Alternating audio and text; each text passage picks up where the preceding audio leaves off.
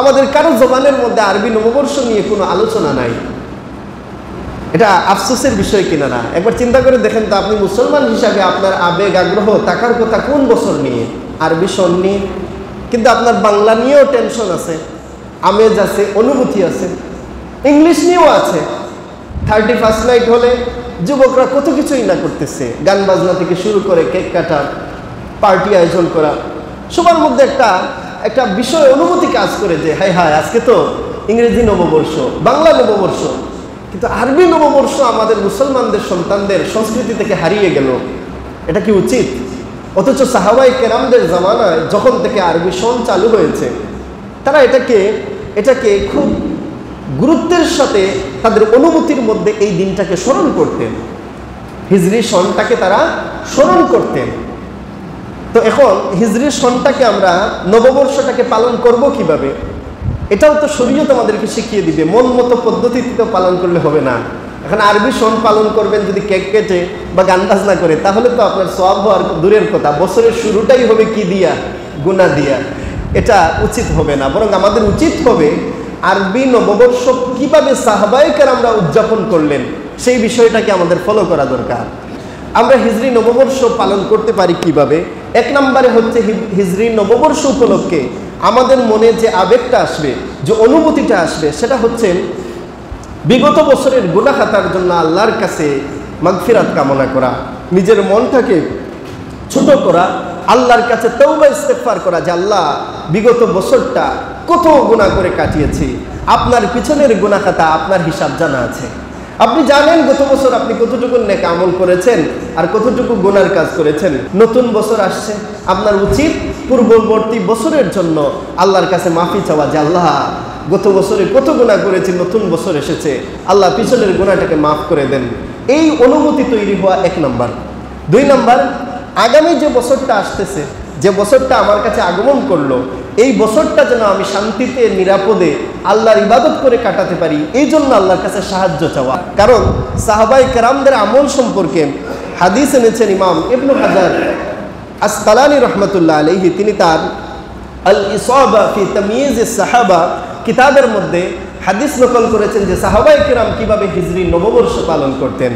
তো তিনি বর্ণনা করেন, কানা আসহাবুন নবী সাল্লাল্লাহু আলাইহি ওয়াসাল্লাম ইয়াতাআল্লামুনা আদ-দুআ কামা ইয়াতাআল্লামুনা আল-কুরআন। আল্লাহর রাসূলের সাহাবায়ে কেরামগণ তারা একটা দোয়া শিখতেন, একটা দোয়াকে মুখস্থ করে নিতেন। যেভাবে তারা কোরআন শিখতেন, এই দোয়াটাকেও তারা শিখতেন, তাদের বাচ্চা কাচ্চাদেরকে শিখাতেন। দোয়াটাকে গুরুত্ব কেমন দিতেন? কোরআনকে যেভাবে মুখস্থ করতেন, ঠিক তেমনিভাবে এই দোয়াটাকে তারা মুখস্থ করতেন। তো তারা এই দোয়াটা কোন সময় পড়তেন?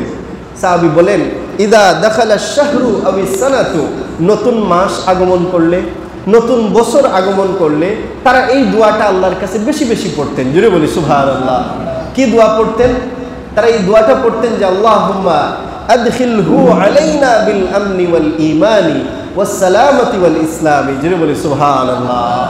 তারা দোয়া করতেন, আল্লাহুম্মা, হে আল্লাহ, আদখিলহু, এই বছরটাকে, এই মাসটাকে আমাদের কাছে এমনভাবে নিয়ে আসেন যে এই মাসটা যেন আমাদের জন্য হয় বিল আমনি ওয়াল ঈমানি ওয়াস সালামাতি ওয়াল ইসলামি।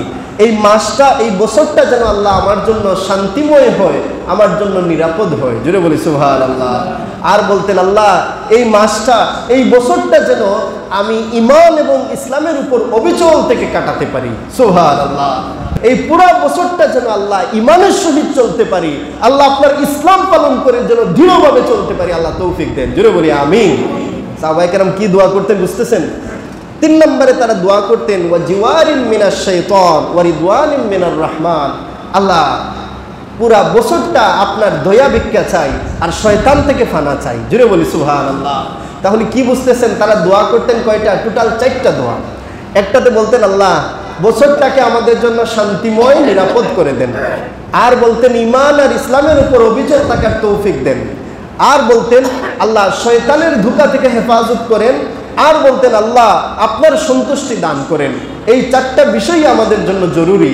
আমরাও এই দোয়া বছরের শুরুতে, মাসের শুরুতে আল্লাহর কাছে রুনাজারি করে বলা উচিত, আল্লাহ এই বছরটাকে আমার জন্য শান্তিময় নিরাপদ বানায়া দেন, এই বছরটাকে আমাকে ঈমান আর ইসলামের উপর মজবুত থাকার তৌফিক দেন। আল্লাহ এই বছরটাতে আমাকে শয়তান থেকে হেফাজত করেন। আল্লাহ এই বছর পুরাটা আমাকে আপনার সন্তুষ্টি দিয়ে আমাকে বেষ্টন করে রাখেন। জুড়ে বলি আমিন। সাহাবায়ে কেরাম নববর্ষকে আল্লাহর কাছে দোয়া দুরূদ করে, আল্লাহর কাছে রুনাজারি করে পালন করতেন।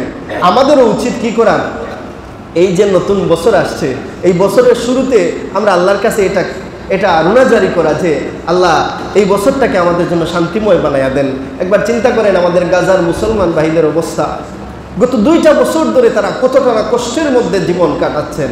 কারো বাড়ি নাই, ঘর নাই, তাঁবুর মধ্যে থাকতেছেন, খাবারের অভাব, কোনো খাবার নাই, ত্রাণবাহী কোনো গাড়ি যদি ঢুকে গাজার মধ্যে, সেই ত্রাণ নেওয়ার জন্য মানুষ ছুটাছুটি করতেছে। প্রত্যেক দিন মানুষ 300, 400, 200, 100, 500 প্রত্যেক দিনই মারা যাচ্ছে, প্রত্যেক দিনই মারা যাচ্ছে। এই পরিস্থিতি যদি আপনার আমার হয়, একবার কল্পনা করেন তো, আপনার সুন্দর বাড়িটা যদি কেউ বোমা মেরে ধ্বংস করে দেয়, একবার চিন্তা করেন তো আপনার কোলের শিশুটাকে কেউ যদি বোমা মেরে উড়িয়ে দেয়, একবার চিন্তা করেন তো আপনার হাত পা যদি বোমার আঘাতে ছিন্ন ভিন্ন হয়ে যায়, এই পরিস্থিতি আপনার জন্য কেমন হবে?